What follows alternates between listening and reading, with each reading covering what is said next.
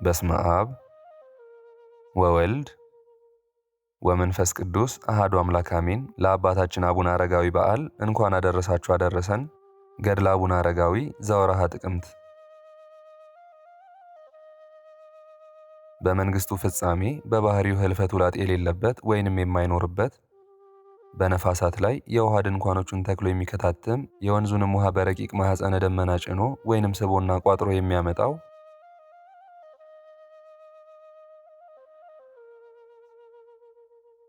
ዳግመኛም በመባረቅትና በነጎድጓድ ኃይል አጽንቶ በመላእክት እጅ በማቻኮልና በማፋጠን ወደ ላይ ወደ አየር የሚያሳርገው ወይንም የሚያወጣው በመባረቅት ብልጭልጭታ በነጎድጓድም የድምፅ ንውጽውጽታ እያስገመገመ በአራቱ ማዕዘን ዓለም ኃይሉን እያሳየ ቸርነቱን ለመግለጽ ለዘርና ለመከር የተራበውን ለማጥገብ የተጠማውን ለማርካት ለሰውም ለእንስሳም ለድሃውም ለባለጸጋውም እኩል ያዘንምላቸው ዘንድ ወደ ምድር ዝናምን የሚልከው ወይንም የሚያዘንመው ኃያልና ጽኑ በሚሆን በእግዚአብሔር አብ በተለየ ስሙ ለዘላለሙ በእውነት እናምናለን። አዳምን ለማዳን ከእመቤታችን ከሥጋዋ ሥጋ ከነፍሷ ነፍስ ነስቶ ሥጋዋን ለብሶ በፍጹም ተዋህዶ ሰው በመሆን ማደሪያው ትሆን ዘንድ ቅድመ ዓለም የመረጣት ከኢያቄምና ከሐና ልጅ ከእመቤታችን ከቅድስት ድንግል ማርያም የተወለደ ዳግመኛም ሕማምና ደዌ የሌለባት የሰላምና የደስታ ሀገር የምትሆን ወደ ቀደመ የክብር ቦታው ወደ ገነት በሰላም ያገባው ዘንድ በገዳም የተፈተነ በሥጋው የታመመ የሞተ የተቀበረ ከእንቅልፍ እንደሚነቃ ግሩም በሚሆን በመለኮቱ ኃይል በሦስተኛው ቀን ከሙታን ተለይቶ በተነሳ በእግዚአብሔር በተለየ ስሙ ለዘላለሙ በእውነት እናምናለን። በባህሪው መጉደል ወይንም መጨመር ሳይኖርበት በመንግስቱ ከአብ ከወልድ ጋር ትክክል የሚሆን በ50ኛው ቀን በደብረ ጽዮን የጉባኤው አዳራሽ የወረደ በእጅ የማይዳሰስ ነበልባላዊ መጠጥ ያጠጡት ዘንድ ልማድ አይደለ፣ ነገር ግን የክርስቶስ አፍራሰ መንግስቱ ደቀ መዛሙርቱ ጠጥተውት በሀገሩ ሁሉ ቋንቋ እንዲናገሩ እውቀትን የገለጸላቸው የአብና የወልድ የባህሪ ሕይወታቸው በሚሆን በመንፈስ ቅዱስ በተለየ ስሙ ለዘላለሙ በእውነት እናምናለን።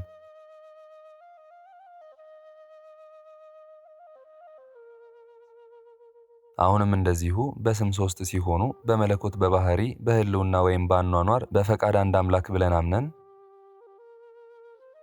በኢትዮጵያዊው ንጉሥ በካሌብ እጅ በአጼ ገብረ መስቀል ዘመነ መንግስት በልዩ ልዩ የዜማ ድርሰቱ ለኢትዮጵያ ብርሃንን ያበራላት ማህሌታዊው ቅዱስ ያሬድ በመንፈስ ቅዱስ እየተመራ በብቃትና በንቃት የደረሰውን የስምንቱ ቅዱሳን አባቶች መሪ የሆነ ብፁዕና ቅዱስ የእግዚአብሔር ፍጹም አገልጋይ የሚሆን አባ ዘሚካኤል በኋላም አቡነ አረጋዊ የተባለ የዚህን ዓለም ክብርና ብዕል ንቆ አጥቅቶ በትዕግስቱ ጽናት በትሩፋቱ ብዛት ያደረገውን ተአምራት የሚናገር የገድሉን ዜና ለመጻፍ እንጀምራለን። የአባታችን የአቡነ አረጋዊ ጸሎቱ በረከቱ ሀብተ ረድኤቱም ለወዳጁ ለተስፋ ገብረ ሥላሴ እንደዚሁም ለሁላችን የሚደረግልን ለዘላለሙ በእውነት አሜን። ምዕራፍ 1 ይህ ከእንጦንስና ከመቃርስ ከጳኩሚስም የምንኩስና ወይንም መንፈሳዊ ሐረግ አራተኛ ትውልድ የሆነ የአባ ዘሚካኤል አረጋዊ አነሳሱ ወይንም አመጣጡ እንዲህ ነው። ዳግመኛም ይህ የእግዚአብሔር አገልጋይ የትውልዱ ነገር እንዲህ ነው። አባቱ ከሮም ነገሥታት ወገን የሆነ ስሙ ይስሐቅ የተባለ ሲሆን የእናቱም ስም ዕድና ይባላል። ሁለቱም እውነተኞችና ታማኞች እግዚአብሔርን የሚፈሩና የሚያከብሩ ነበሩ። የመጀመሪያውን ጥበብ እግዚአብሔርን መፍራት፣ ሕገ ኦሪትን፣ ትምህርተ ነቢያትንና ቅዱሳት መጻሕፍትን እያስተማሩ አሳደጉት። እሱም በመንፈስ ቅዱስ ኃይል እየጸና እየበረታ ሄደ። ዕለት ዕለትም ጧትና ማታ ወደ ቤተ ክርስቲያን እየሄደ ጸሎት ከመጸለይ አያቋርጥም ነበር። ሚስት ያጋቡለት ዘንድ ፈልገው የታላላቅ ነገሥታት ወገን የምትሆን ሚስት አጩለት። እሱ ግን ፈጽሞ እምቢ አለ፣ ከሕፃንነቱ ጀምሮ በመንፈስ ቅዱስ እየተቃኘ አድጓልና። ከብዙ ዘመን በኋላም አባታችን አቡነ ዘሚካኤል ወይንም አረጋዊ ከሮም ወደ ጽር ወይንም ወደ ግሪክ ሀገር ታላቁን የመንፈሳዊ ማህበር ያቋቋመ ወይንም የመሰረተ የመነኮሳት ሁሉ አባት የሚሆን አባ ጳኩሚስ ወደሚኖርባት ዳውናስ ወደምትባል ገዳም መጣ። ከገዳሙ መነኮሳትም አንዱ አገኘውና ልጄ ሆይ ከወዴት መጥተሃል? እነሆ አንተ ሕፃን እንደሆንክ እመለከትሃለሁና አለው። እሱም አመጣጤ ከሮም ነው፣ ከአባ ጳኩሚስ ዘንድ የምፈልገው ነገር አለኝና አለው። ነገሩንም ከሰማና ካዳመጠ በኋላ ያ መነኩሴ ወደ አባ ጳኩሚስ ዘንድ በእርጋታና በዝግታ ቀረበው። አባ ጳኩሚስም ባየው ጊዜ ከመንበሩ ተነስቶ በፍጹም ፍቅር አቅፎ ሳመው፣ የእግዚአብሔር ጸጋ በሱ ላይ አድሯልና። ቀጥሎም ስለምን ጉዳይ ወደ እኔ መጥተሃል አለው። እሱም እንዳንተ እንደ አባቴ መነኮሰውን ዘንድ መጥቻለሁ አለው። ልጄ ሆይ አንተ የንጉሥ ልጅ እንደመሆነ መጠን የመንግሥት ወራሽ ነህና መንኩሰክ ለመኖር ይቻልሃልን አለው። አባቴ ሆይ የምድር መንግሥት ኃላፊ ጠፊ ነው፣ ነገር ግን የማታልፈውን የማትጠፋውን ዘላለማዊት መንግሥት ወርስ ዘንድ እፈልጋለሁ አለው። አባ ጳኩሚስም የምንኩስና ሥራ ቀላል አይምሰልህ፣ ወደ እኔ የመጡ ብዙዎች መታገስ ተስኗቸው ተሰነካክለዋልና አለው።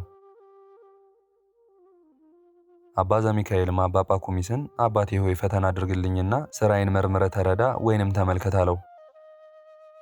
አባ ጳኩሚስም አንተው ራስህን በራስህ ፈትን አለውና እሱም እሺ በጎ ብሎ በገዳሙ ካሉት መነኮሳት ጋር ለጥቂት ቀን ለፈተና ተቀመጠ።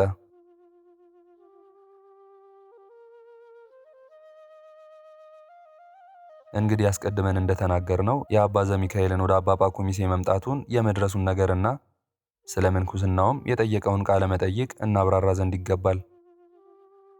ልጄ ሆይ እስኪ ጥቂት ተፈተን፣ መጽሐፍ ለእግዚአብሔር ተገዥ ወይንም አገልጋይ ለመሆን በፈቀድክ ጊዜ አስቀድመህ ነፍስህን መርምር፣ ሰውነትህንም ለሕማምና ለችግር አዘጋጅ ይላልና።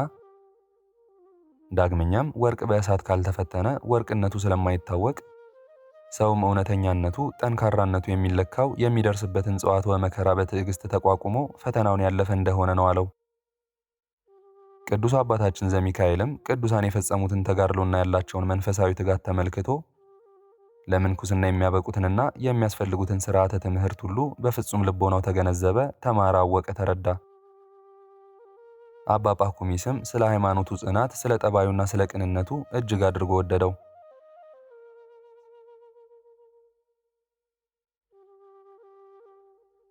ምዕራፍ 2 ከዚህም በኋላ ልብሰ ምንኩስናውን አለበሰውና የአባቶቼን የአባ እንጦንስንና የአባ መቃርስን አስኬማ ወይም ቆብ የባረከ እግዚአብሔር ያንተንም አክሊለ ምንኩስና ይባርክ ብሎ ባረከው። ካመነኮሰውም በኋላ ስሙን ዘሚካኤል ብሎ ሰየመው። እሱም ልክ እንደ ራሱ የታመነ ልጅ ሆነለት።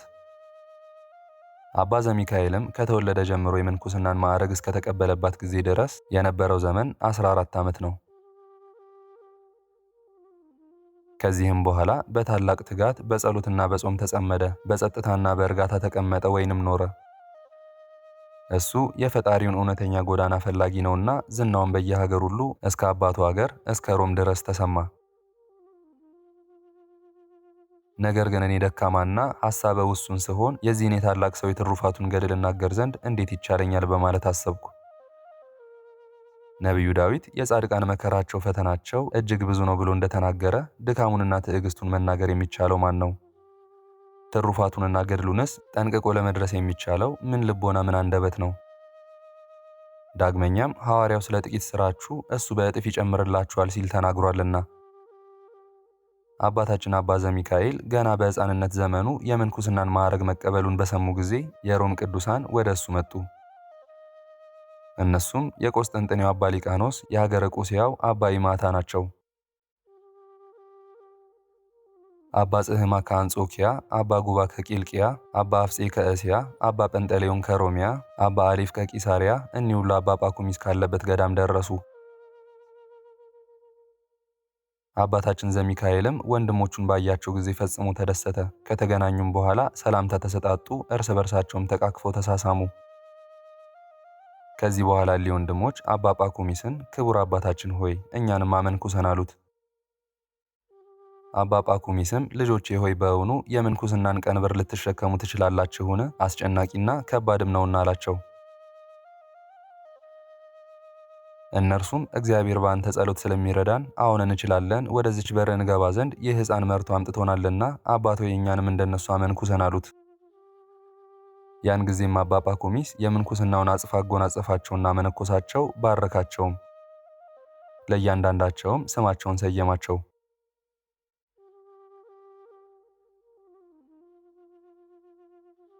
ከዚህ በኋላ እሊ 8 ወንድሞች ራስን ዝቅ አድርጎ ለሌላው ክብር መስጠትን፣ አርምሞና ትዕግስትን ፍጹም ገንዘብ በማድረግ በትጋትና ያለመታከት የሥርዓተ ማኅበርን አመሰራረትና ግብረ ምንኩስናን በመማር ከመምህራቸው ከአባ ጳኩሚስ ጋር ለብዙ ዓመታት ተቀመጡ።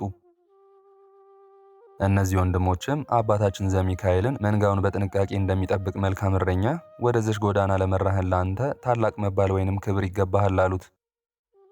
ስለዚህም በሥጋዊ መጠነ ቆሞ ወይንም ዕድሜው አነስተኛ ሲሆን ስለ ጥበቡ በምክሩና በእውቀቱ የልጅ አዋቂ ስለሆነ አረጋዊ ተባለ። የመንፈስ ቅዱስ የባለሟልነት ጸጋ ስላደረበት ሰውነቱ በእውቀት ተመልቷልና።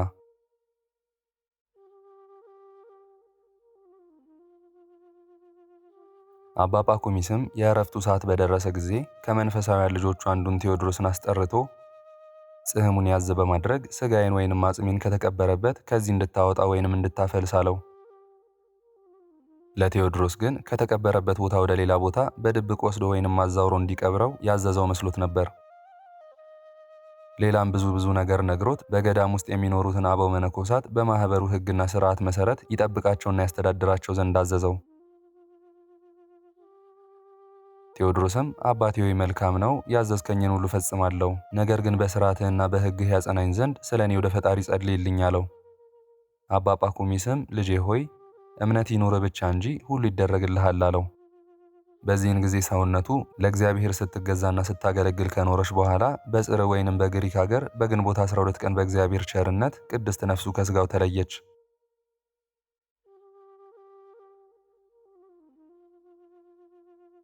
ምዕራፍ 3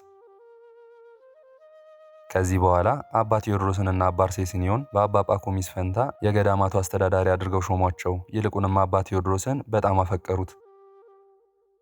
እሱ በእነሱ ዘንድ ታማኝነት ያለውና የቃሉ አነጋገር ወይንም የትምህርቱ ጣዕም የብዙዎችን ሰውነት ታረካለችና። ስለዚህም ወንድሞቹ መነኮሳት በጣም ተደሰቱ።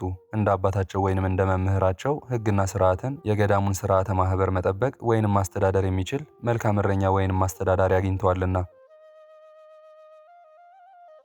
አባ ቴዎድሮስም የእኒህ የስምንቱ ቅዱሳን ወንድሞች የእርስ በርስ መዋደድና የጽድቃቸውን ሥራ ተመልክቶ እጅግ ተደሰተ። ይልቁንም ብፁዕ አባታችን ዘሚካኤልን ፈጽሞ ወደደው። ከቀድሞ ጀምሮ የእሱን ስነ ምግባር ያውቅ ነበርና ስለዚህም እንደ ልማዱ ከእነሱ ጋር በጾምና በጸሎት ተባብሮ ለመኖር ፈለገ። ከዚያም የአባታችን የዘሚካኤል እናቱ ንግሥት ድና የልጇን ዜና ሰምታ ወደሱ መጣች። ስለ እሷም እናት ንግሥት ድና መጥታለችና ና እንሂድና ሰላም በላት አሉት። እሱም ስለ ክርስቶስ ሲል ከእሷ ከእናቴ ተለይቻለሁና ፈጽሞ አልሄድም አላቸው። አባ ቴዎድሮስም ፈጥነህ ወደ እናትህ ሂድ እንጂ ስለ አንተ ከሩቅ አገር መጥታለችና አለው። አባ ቴዎድሮስንም ጌታ ኢየሱስን እነሆ እናትና ወንድሞችህ በውጭ ቆመው ይፈልጉሃል ባሉት ጊዜ የሰማይ አባቴን ፈቃድ ከሚፈጽሙ በስተቀር እናቴስ ወንድሞቼስ እህቶቼስ እነማን ናቸው ሲል በቅዱስ ወንጌል የተናገረውን አልሰማህምን? ስለሆነም ለመሄድ አልችልም አለው።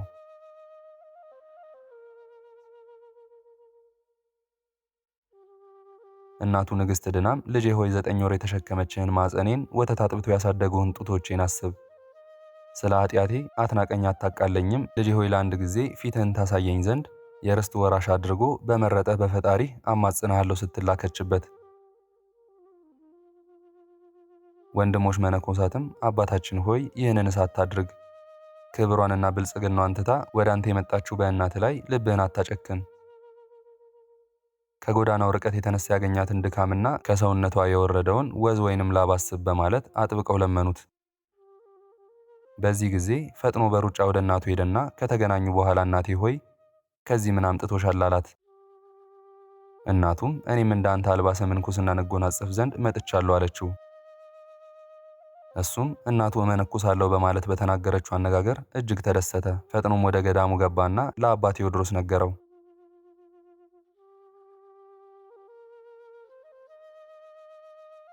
ምዕራፍ 4 ከዚህ በኋላ መንኩሰው ልብሰ ምንኩስናን አጎናጽፈው ከቅዱሱ ከአባ ቴዎድሮስ እናት ጋር አስቀመጧት። የአባ ቴዎድሮስ እናት አስቀድማ መንኩሳ በገዳም ውስጥ ካሉ የሴት መነኮሳት ጋር ከዚያ ትኖር ነበርና የአባ ጳኩሚስ እህትም እንደዚሁ መንኩሳ ከወንዶች መነኮሳት ገዳም ትንሽ ራቅ ብሎ ከሚገኝ የሴት ገዳም የእህቶች መነኮሳት አስተዳዳሪ ሆና ከዚያ አለች። እሷም ለብዙዎች መነኮሳት እንደ እናት ሆናቸው ትኖር ነበር።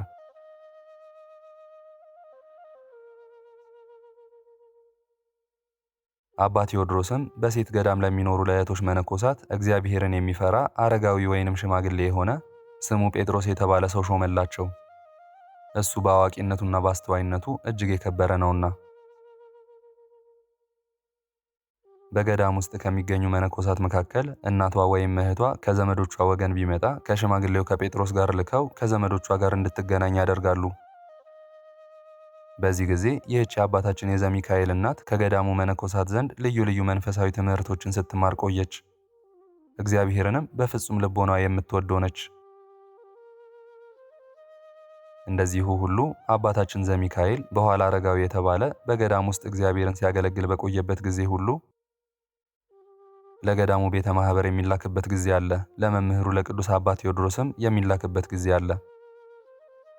በበጎ ሥራ እየበለጸገ ብዙውን ነገር በመተውና በማግለል በጾምና በጸሎት ጸና። የተማራቸውንና የሚያውቃቸውን ወደ ጽድቅ ጎዳና የምትመራውንና መንፈሳዊ መመሪያዎቹን ሁሉ ለወንድሞቹ ያስረዳ ነበር። እሊህም ወንድሞች መነኮሳት ከአባ ቴዎድሮስ ዘንድ ለ7 ዓመታት ያህል ተቀመጡ። በዚያ ጊዜ ግን ገሪማ የተባለ አባ ይስሐቅ ከእነሱ ጋር አልነበረም። ከዚህ በኋላ እነዚህ ወንድሞች ወደ ሀገራቸው ተመልሰው ይሄዱ ዘንድ ፈልገው አባታቸው አባ ቴዎድሮስንና አባ አርሴስኒዮን ስንብት ጠየቁ። በማኅበረ ገዳሙ የሚኖሩ ከተወደዱ ወንድሞቻቸው ጋርም ተሰነባበቱ። እነርሱም በእግዚአብሔር የፍቅር አንድነት ሸኟቸው።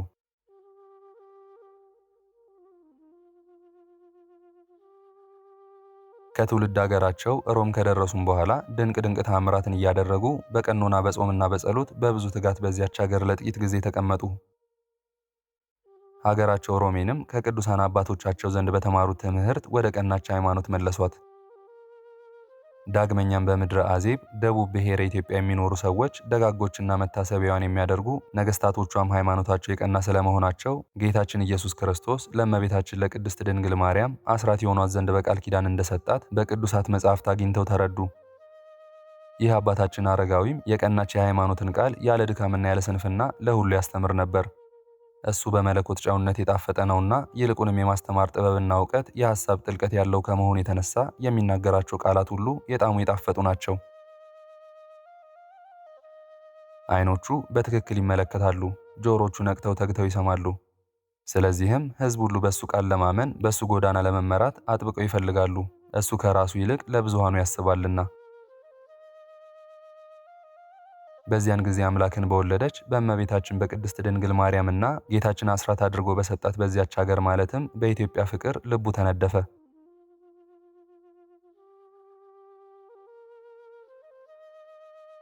ከዚህም በኋላ ማንም ሰው ሳያውቅና ሳያየው ከሁለቱ ደቀ መዛሙርቶቹ ጋር በሌሊት ወጥቶ ሄደ። ቅዱስ ሚካኤልም እየመራው በክንፉ ተሸክሞት በዘመኑ ባሉት ንጉሱና ጳጳሱ ካሉበት አክሱም ከተማ ፈጥኖ አደረሰው። ያለ መምህራንና ያለ አስተማሪ ያመነች የዚህችን ሀገር እምነቷንና የሥነ ሥርዓቷን ሁኔታ ተመለከተ። በዚያም ጥቂት ቀን ከተቀመጠ በኋላ ፈጥኖ ወደ ሮሚያ ሄደና በኢትዮጵያ በዓይኑ የተመለከተውንና በጆሮም የሰማውን ሁሉ በዚያ ላሉ ወንድሞቹ ነገራቸው። ወንድሞቹም ከአንደበቱ ይህን ቃል በሰሙ ጊዜ ፈጽሞ ተደሰቱ። እርስ በእርሳቸውም እኛም ወደዚች ሀገር መሄድ አለብን ተባባሉ። የእነዚህ የቅዱሳን ልብ በክርስቶስ ሃይማኖት የእሳት ወላፈን ተቃጥሏልና ወይንም ተሟሙቋልና ያላቸውን የመገልገያ ዕቃ ይዘው ከታቦቶቻቸውና ከካህናቶቻቸው ጋር ከንዋየ ቅድሳትና ከመጻሕፍቶቻቸው ጋር እንዲሁም ከመሰል ወገኖቻቸው ጋር ሆነው ፈጥነው ወጥተው አስቀድሞ መንገዷን በሚያውቃት በአባታችን በዘሚካኤል መሪነት ንጉሱና ጳጳሱ ካሉበት ከአክሱም ከተማ ደረሱ። ንጉሱና ጳጳሱ እሊህን ቅዱሳን በተመለከቱ ጊዜ ፈጽሞ ተደሰቱ። ስለ አመጣጣቸውም ሁኔታ በጣም አደነቁ። ይልቁንም ስለ ስነ ምግባራቸውና ስለ ሃይማኖታቸውም እጅግ አድርገው ወደዷቸው። የእነዚህም ቅዱሳን አመጣጣቸው ወይንም የመጡበት ዘመን ከኢትዮጵያ ነገስታት አብርሃና አጽብሃ ጀምሮ 6ኛ ንጉስ የነበረ የሰላድባ ልጅ አላሜዳ በነገሰ በ5ኛው ዓመት ላይ ነው። እኒህም ቅዱሳን በዚያው በመጡበት ዘመን በሮም ነግሶ ከሚገኘው ወንድማቸው ከይስሐቅ ዘንድ ላኩበት። የቅርብ ወንድማቸውም ከመሆኑም በላይ እነሱ በጣም ይወዱት ነበርና የነገስታት ወገን እንደመሆናቸው መጠን አባታችን ዘሚካኤልም ለአባታችን ለይስሐቅ የእህት ልጅ ነው። መልእክቱም እንደደረሰው 7 ዓመት በሮም ከነገሰ በኋላ መንግስቱን ትቶ በሌሊት ተነስቶ ወጣ። መልአኩ ገብርኤልም ተገለጸለትና ብርሃናዊ በሆነ ክንፉ ተሸክሞ ቅዱሳን ወንድሞቹ ተሰብስበው ከሚገኙበት ከአክሱም ከተማ ከቀኑ በ3 ሰዓት አደረሰው።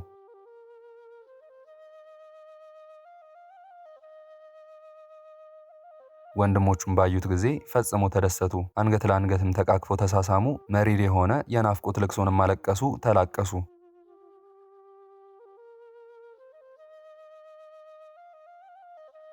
ስለዚህም እሊህ ወንድሞች አቤቱ በቸርነት ሁልጊዜ ለምትሰበስበን ለጌትነት ምስጋና ለመንግሥትህም ክብር ይገባል እያሉ በአንድነት እግዚአብሔርን አመሰገኑት። በዚያን ጊዜ እንደ እነሱ አመነኮሱትና አስኬማ ከጫኑለት በኋላ በአንዲት የጸሎት ቤት በአንድነት ሆነው ለጸሎት ተጠመዱ። ንጉሡና ጳጳሱም ስነ ምግባራቸውን በተመለከቱና የአነጋገራቸውን ቅልጥፍና የቃላቶቻቸውን ለዛና መዓዛ ባዩ ጊዜ ፈጽመው አከበሯቸው። ብዙ ድንቅ ድንቅ ተአምራትን እያደረጉ ቆዩ። የሰማይ መላእክትም ዘወትር ባለመለየት ይጎበኟቸው ነበር። ጌታችንና አምላካችን ኢየሱስ ክርስቶስም ዘወትር እየተገለጸ ይጎበኛቸው ነበር። በጸሎታቸው ሙት ያስነሳሉ፣ ለምጽ ያነጻሉ፣ አጋንንትን ያወጣሉ፣ እውር ያበራሉ። ለእያንዳንዳቸውም የሃይማኖታቸውን ኃይል አሳዩ። ከእነሱ መካከል ተራራ ያፈለሱ አሉ። ባህሩን ከፍለው ደረቅ መንገድ የከፈቱ አሉ። ጧት ዘርቶ ማታ የሚሰበስቡ ወይንም የሚያጭዱ አሉ።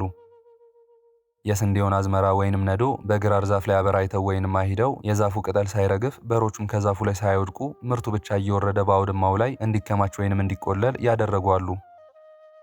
ወዲያውም ስንዴውን ለመገበሪያ ሰይመው ለ9 ሰዓት መስዋዕተ ቁርባን ያደረሱ አሉ።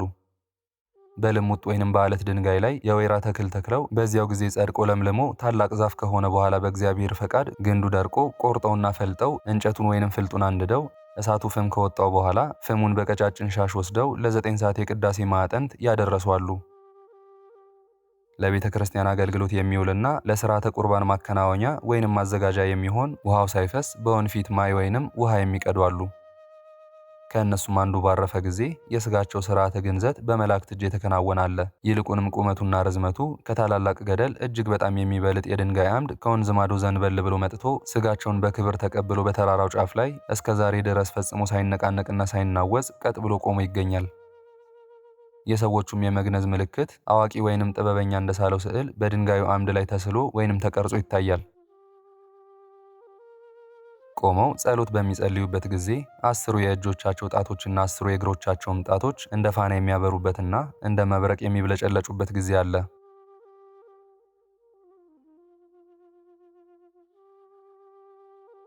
ሀገራችን ኢትዮጵያ ያለአንዳች ሐዋርያ ስብከት አስቀድማ በክርስቶስ እንዳመነችና በዚህ ምክንያት የልዕልናዋን ታሪክ ለዓለም ለማሳወቅ ፈጥነው ይሄዱ አሉ።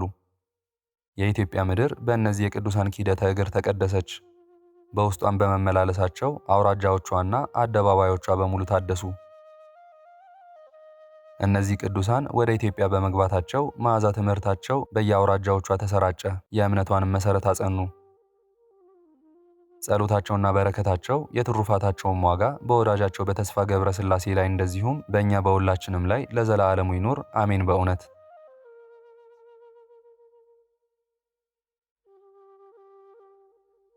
ምስጋና ይሁን አንድ አምላክ ለሚሆን ለአብ ለወልድ ለመንፈስ ቅዱስ ዛሬም ዘወትርም እስከ ዘላለሙ አሜን።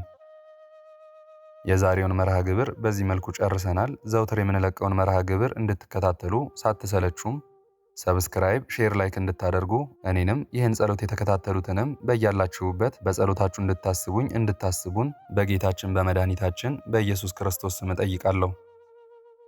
ይህን ጸሎት ምስጋና ወይንም ቃል እግዚአብሔር በቅርብም በአካል በሩቅም በያላችሁበት ስትከታተሉ ለቆያችሁ በኋላም ለምታደምጡ በአሜነ በረከት ለተሳተፋችሁ በጸሎት እንድናስባችሁም ለጠየቃችሁን ፍቅርተ ማርያምና ወለተ መስቀል ወለተ መድህን አጸደ ማርያም ተርሲተ ድንግል ወለተ ጻድቅ ወለተ ማርያም ወለተ ማርያም ወለተ ሚካኤል ወለተ ኪዳን እህተ ሥላሴ ወለተ መድህን ወልደ መድህን ወለተ ሰንበትና ወይዜ ወለተ ትንሣኤ ፍቅርተ ማርያም ወለተ ጊዮርጊስ ወለተ ትንሣኤ ወለተ ማርያም ገብረ መድህን ገብረ ሥላሴ ስነ ገብርኤል ወልደ ማርያም እህተ ማርያም ወልደ ገብርኤል ወለተ ሥላሴ እህተ ማርያም ገብረ ሥላሴ ዳኜ ወለተ ሥላሴ ዓለም ፀሐይ ወለተ ሚካኤል ወለተ ገብርኤል ገብረ እግዚአብሔር ኃይለ ማርያም ወልደ ጻድቅ አመተ ጻድቅ ወለተ ሰንበት ጽጌ ማርያም ወለተ ሥላሴ ወለተ ጊዮርጊስ ወልደ ጊዮርጊስ ወልደ ቶማስ ወለተ ኢየሱስ ወለተ ጊዮርጊስ ጸጋ ኪሮስ ወልደ ዮሐንስ ወለተ ሚካኤል